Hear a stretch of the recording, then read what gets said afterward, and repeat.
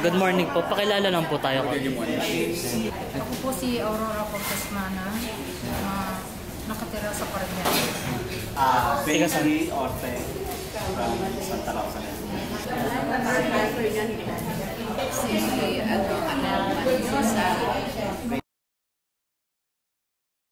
Nakilala ko ang Daddy's dahil na nanonood ako sa TikTok, tapos sa ka-school ko, nakita ko sila, tapos parang nagkaroon ako ng interest sa kanila.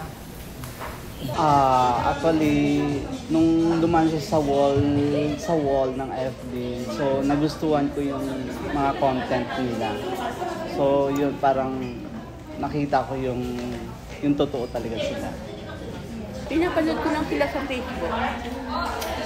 Yun lang, kasi nilalike ko sila. Gusto ko kasi sila. FB Reels, saka sa YouTube. Then sinusunod yung panonood ng mga video nila. Una, siguro nung nag-scroll ako sa Facebook, unang-una kong nakita yung video tungkol sa father ni Iwog Ariel. So parang yung video na yun, yung nilagyan niya ng money, yung wallet ng daddy niya. Parang napanood ko siya, parang na-touch ako. Parang ang galing niya naman na parang napakaano niya sa papa niya, mga ganon. So from that video, parang naano ko na siya, napalo ko na siya, parang natuwa na ako. Hanggang sa makita ko na yung mga video nila lahat.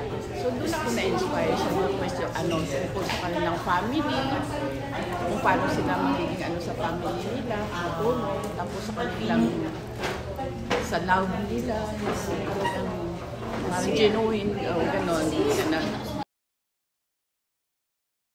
Kasi, sila, pag sila nagsasalita, parang okay sila, totoong tao talaga sila, hindi sila, talagang totoo sila. Kasi kaya ko mahal, parang nakikita ko yung sarili ko sa kanila na sobrang totoo sa isa't isa. Gusto ko sila dahil smart silang kumilos, gumalaw, hangang-hanga ako sa kanila. Genuine love. Totoo, yung unique. Kasi parang makikita mo sa kanila na talagang hindi pa kunwari yung kanilang relation, talagang kumbaga totoo yung mga pinapakita nila. Tapos kapagmahal sila sa mga kanilang mga supporter, gano'n. Tapos basta parang maano sila makasama, makikjoin para yung kanilang mga supporter.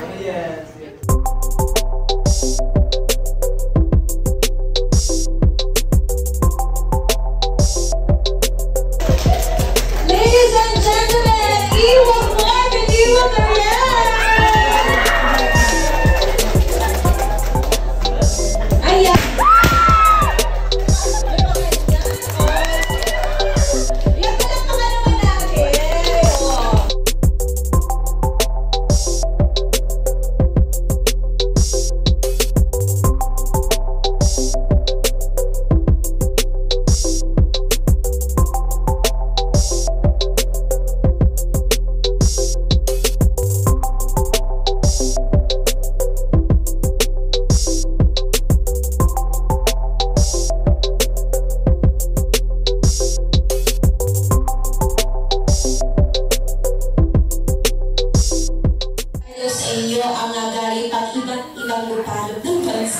Just to get here, aga naman, nakakatuwa naman po.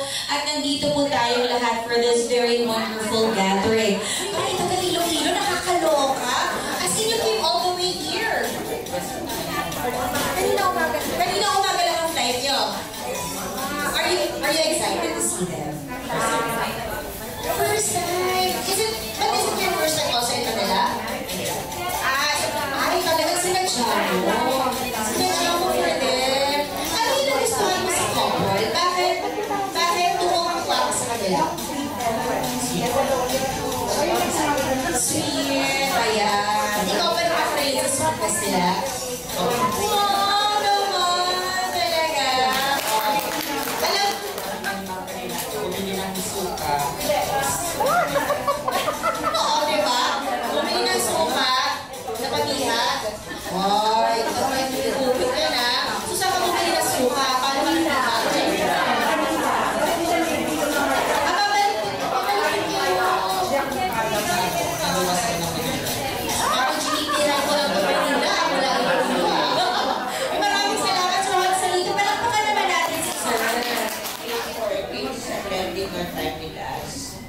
I just want to thank the people behind this event, our evil daddies, admins, moderators, representatives, Mami Cabrina, Padilla and her daughter, Ma'am Nina Padilla, to make this event possible. Finally, nakita-kita na rin tayo personally, yung sa mga live comments lang tayo nagkakausap-usap pa. But look, here we are now facing each other, meeting each other. I hope magandang tayo ng strong relationship, gaya ng we will make this family. To daddies, lagi ko sinasabi sa inyo, continue giving inspiration, sharing your words of wisdom to a lot of people, and in return, we promise no matter what had happened, we're always here for you, we always have your back. Hello po everyone! Maraming salamat po sa mga pupunta ngayon. Thank you so much po. Okay. Kayo ba, na super excited din kayo for the day? Hindi nga po kami nakatulog. Wow, kaya pala kayo na-late. Charot! Nag-iisip pa no? O, pero mamaya marami pa tayo mga pa-exciting na mga ganap later on. Kaya nako, abang-abang lamang po kayo. And of course, para dun po sa mga nagla-live, pwede naman sila mag-live, no? Pa-live, ayan. Hindi po kalimutan syempre itag din po sila. Ayan, na meron po tayo meet and greet today with the evil daddies. Kami sa nakilala ko ang Iwog noong pandemic. Mahilig ako mag-TikTok. Nakita ko yung ni Ariel na sumasayaw siya, yung naka-kulay white. Tapos, inopen ko yung niya, yung profile niya. Nakita ko, nakasakay siya sa kotse gabi, inatid na si Ariel. Inatid na si Mark.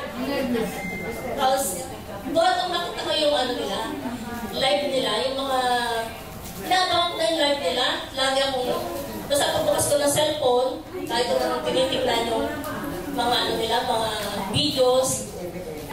Pero nung dito ko nadan, tinitingin ako. Ang dami, hindi lang ako, marami.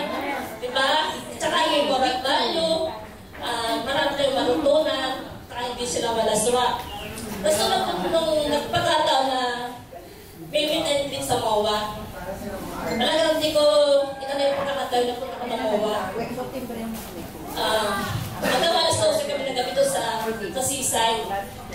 Alam niyo, malaki ang support ako sa mga daddies.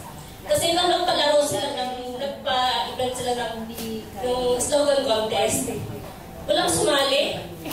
Sabi ni Mark, kundi lang sumali. Sabi ko nga, ay huwag na kayo sumali para ako nang panalo. Pinipiro ko. Pero nanalo naman ako. First prize at saka Admin Choice Award. Tapos punta naman ako sa may meet sa Talavera. Punta kami ni Mami Aurora. Sa bahay ni Sis Marilyn de la Cruz. Nandun lang si Mark. Si Ariel nasa barko. Masaya kami doon. Si Mark, panay ang kanta. Doon kalaro. Kami doon overnight. Tapos, sumunod ng meet and greet. Sa ulit, Talavera, punta naman kami. Maganda na kasi marami na. Sila, big family na. Anniversary yun. Tapos alam nyo ba, si Mami Aurora,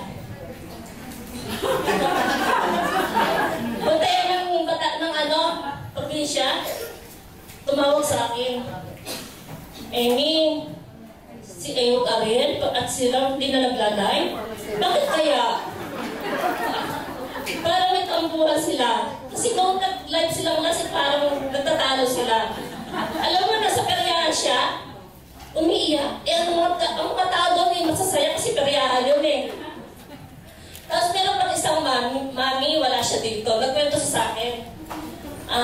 Pumunta kami ng Talavera na Ma'am Sis Marilyn. Alam mo, taga-Cavite siya, wala siyang masakyan, papunta ng maaga. Ngayon, nag-check-in siya dito sa isa sa mga hotel dito sa Manila. Alas 4 ng madaling araw, nag-out na, punta na ng MOA. Wala pang tao doon, nadilim-dilim. Nakita namin doon sa sulok na nakaupo naghihintay sa amin. Tapos nakala na kami nakaalis. Alam mo, ang saya kasi, buhat nung napapanood doon niya yung video ng mga Ewok Daddies, nagkaroon na rin doon siya ng Ewok. Kaya,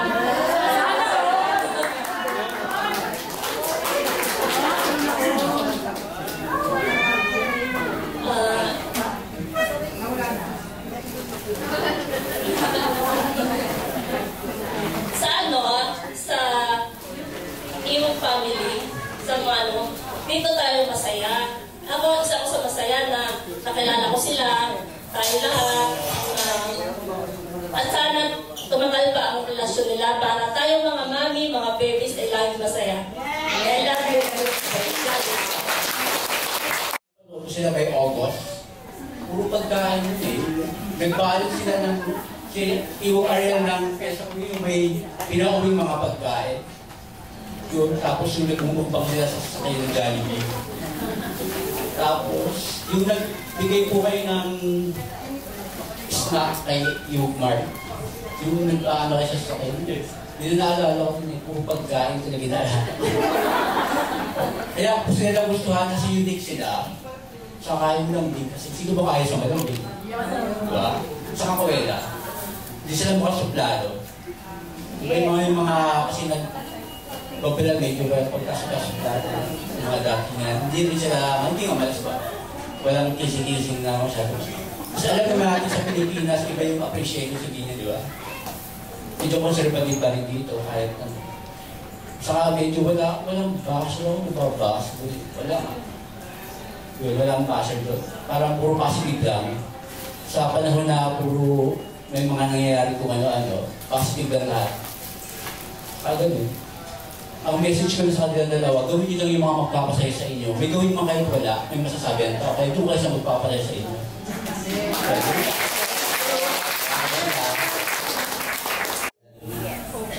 So, first time ko sila napanood na namimigay ka ng chocolate, bagong baba. So, yun na ano ko na tuloy-tuloy na akong panoorin kayo lahat ng content. So, naging idol ko sila kasi yung in 28 years. Pero so sad kasi nawala siya ng pandemic. So, nakita ko yung sarili natin sa inyo na sobrang yung okay yung buhay, tapos yung sobrang nagpapakatotoo lang kayo. Sobrang proud ako kasi kumbaga as in engineer and civil engineer, ang ganda palagi ng content. So, sobrang saya. So, yun, talagang pinilit ko talaga kahit na software ko, talagang inano ko itong araw na ito, nilaan ko. Actually, kagabi lang ako nag-register. So, sobrang busy. So, yun, talagang nilaan ko talaga yung time na to para kami. So, yun na po. Thank you. Ayan, so ang tanong ni Ms. Karina, how did you tell your parents your relationship na? Dahil daw, parang ang hirap daw. Dahil nakaka-relate daw siya. Because are you a mom of, oh wow! Oo. Ano I'm sure she can relate. Okay, baka you can help the mommy also understand the situation, the relationship. Hello po. Nakawalan ako. Halos napanood niyo naman po yata lahat ng mga videos, and one of those, yung video ko kung saan umamin ako sa father ko. Well, kasama na po dun yung pag-amin ko sa relationship namin ni Iwo, although hindi po siya nasama sa video. So, yun po, sinabay ko na po dun yung pag-amin ko sa father ko, kung ano talaga yung nararamdaman ko. Pero alam ko naman po na yung father ko nararamdaman niya na rin. Opo, alam naman po. At alam ko naman po matatanggap ako ng father ko. Ang iniisip ko lang po yung baka mamaya, iniisip niya yung sasabihin ng ibang tao. At masasaktan po siya. Yun po yung ayoko. Kaya po naiyak ako ng time na yun. Pero yun po yung pag-amin ko sa father. Kasama po yung relationship namin ni Iwo. So ako, iyan ko lang din. For me, it's been a hard part for me because ayun yung parents ko, I'm not really open. Like, I'm the only child, and I have a brother, but he passed away now. But I'm the only child now, so coming out is really hard. And siguro dumating na lang ang time na tanggap ko na lang yung sarili ko na tatanggapin ko. And pag natanggap ko na yung sarili ko, siguro naman yung mga tao sa paligid ko tatanggapin ako, including my parents, my family. So, bago ko sabihin, kailangan kasi may patunayan ka eh. You need to graduate from college, you need to pass the board exam. Parang ganun eh. Sa journey namin, kailangan bago ka maging ganito, kailangan may achieve ka na. Kasi pakalaitin ka na. So for me, as kung may anak po kayong nahihirapan magkakaroon, ask them. You can ask them. Siguro mas madali po kung sa magulang na magagaling kaya sa anak na sila magsasabi sa magulang. So, for me, yun talaga. Pag naramdaman nyo na, tanungin nyo, wala namang masama sa anak. Wala namang masama kung tanungin nyo anak nyo kasi mas magiging magaan. Lalo na kung tanggap nyo talaga. So, that's it.